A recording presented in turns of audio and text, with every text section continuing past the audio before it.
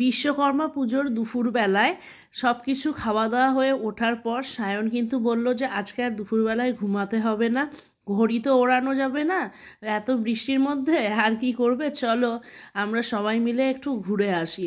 তো দুপুরবেলা মানে কি ওই বিকালবেলা হয়ে গেল, আবার বিকাল থেকে আমাদের বেরোতে বেরোতে সন্ধ্যাবেলা হয়ে গেল। আর মাও ছিল বাড়িতে, অনেক গল্প টল্প করার পর ছাদে গিয়ে কিছুটা ফটো তোলার পর কিন্তু দেখো বিকেল হয়ে গেছে। আর এই যে পুজোগুলো দেখছো, এগুলো কিন্তু সব আমরা যেখানে থাকি সেখানকারই দু একটা পুজো হয়, সেই পুজোগুলোই।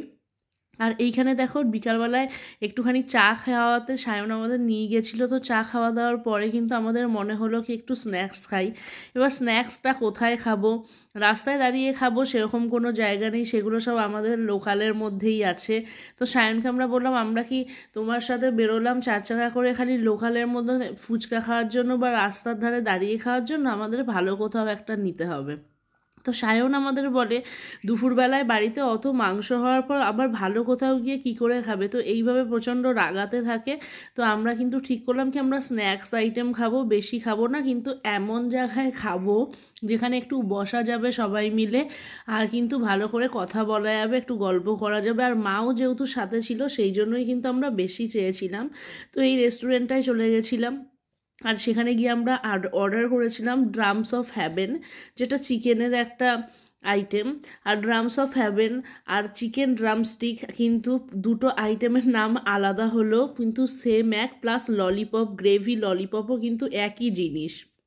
তো এখানে যেই ড্রামস অফ হ্যাভেনটা আমরা অর্ডার করেছিলাম সেটা কিন্তু ভালো ছিল, গরম গরম কিন্তু ভালো লাগছিল। কিন্তু মেন যেটা হয়েছিল সেটা হচ্ছে এটার কোটিংটা নিয়ে। কোটিংটা কিন্তু প্রচণ্ড মোটা ছিল, যেটা আমার কিন্তু একদম ভালো লাগেনি। যখন ফার্স্ট বাইটটাই দিলাম কোটিংটা কিন্তু পুরো মাংসর থেকে ছেড়ে আসলো, আর অনেকটা বেশি ছিল, যেটা কিন্তু হাই ফ্লেমে ভাজার পরে কিন্তু সেইভাবে অতটা মানে ভালো লাগছিল না। তো যাই হোক, অর্ডার যখন করেছি খেতে তো হবেই। তো এই হলো। আর মার ভালো লাগছিল, কেন কি মার চাইনিজ আইটেম ভাল লাগে, সস টসের জিনিস একটু মায়ের বেশি প্রিয়। তো সেখান থেকে দাঁড়িয়ে আমরা সবাই এটা খেলাম। আর এখানে আমার ছেলে দেখো কন্টিনিউ দুষ্টুমি করেই গেছে করেই গেছে করেই গেছে, কিছুতেই এক জায়গায় বসাতে পারিনি। কয়েকটা ফটো তুলেছি, সেটা যে কত কষ্ট করে এক জায়গায় বসিয়ে তুলেছি সেখানে আমরাই জানি। তো এখানে চিকেন ললিপপটা খাওয়ার পরে কিন্তু আমাদের আর একটা ডিশ চলে আসে, কিন্তু আমার ছেলের এখনও ড্রামস অফ হ্যাভেনই কিন্তু খাওয়া হয় না। আর একটা আমাদের চলে এসেছিলো রেশমি কাবাব, যেটা এইখানে আর একবার যখন খেয়েছিলাম তখন কিন্তু অনেক ভালো ছিল, কিন্তু সেদিনের এইটা কিন্তু চিকেনটা ভালো ছিল, কিন্তু কোথাও যেন মনে হচ্ছিল কি চিকেনটা আরেকটু সফট হতো। আর মশলাগুলো খালি ওপরের মধ্যেই ছিল, ভেতর অবধি কিন্তু একদমই ঢোকেনি। তো এরকম মোটামুটি গরম ছিল বলে ভালো লাগছিল, কিন্তু অন্য দিনের তুলনায় খাওয়াটা কিন্তু অত ভালো ছিল না। আর যে আমাদের সার্ভ করছিল সেও আমাদের জিজ্ঞাসা করছিল যে খাবার কি ছিল। তো আমি যেহেতু অনেকবার এইখানে খেতে যাই সেই জন্য কিন্তু আমি আমার রিভিউটা দিয়েই এসছিলাম। আর ছেলের একটুখানি দাঁতের সমস্যা চলছে অনেক দিন ধরেই, সেই জন্য ওর একটুখানি সমস্যা হচ্ছে খাওয়া দাওয়া করতে। তো যাই হোক, দেখো এখানে ওই আমার ছেলেই কাঁটা চামচ দিয়ে আমাদেরকে এগুলো দিচ্ছে। তো সেখান থেকে আমিও খেলাম, খেয়ে তো একদম পেট মানে পুরো ভরে গেল একদম।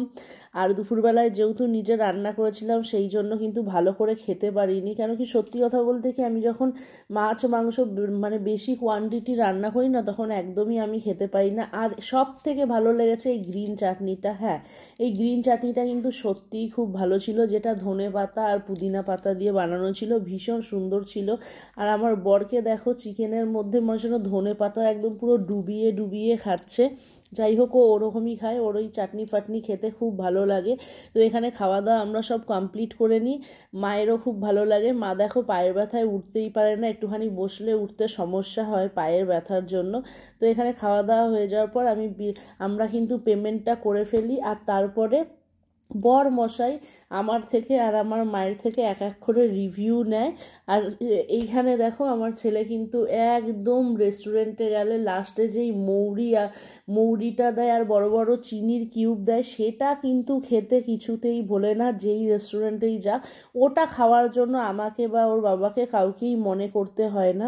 আর একটা কথা বলি, এখানে যেই শাড়িটা কিনেছি এই শাড়িটা কিন্তু পরেছিলাম একদম, আমি নিয়েছিলাম সেদিনকে মার্কেটিং করতে গিয়ে আগমনী বস্ত্রালয় থেকে। খুব সুন্দর লেগে গেছিলো শাড়িটা, কিন্তু খুব কম দামের মধ্যে একটা খুব সুন্দর সফট একটা শাড়ি ছিল, যেটা কিন্তু আমার ছেলের একদম ভালো লাগছিল না, কেন জানি না, বলছে আমার ভালো লাগছে না মা আজকে তোমাকে, কিন্তু আমার খুব ভালো লাগছিল। আর মায়েরও দেখো এখানে খেয়ে দিয়ে উঠে আর নামতে পারছে না আমার মা। তো ভিডিওটা কেমন লাগলো অবশ্যই কিন্তু জানিও।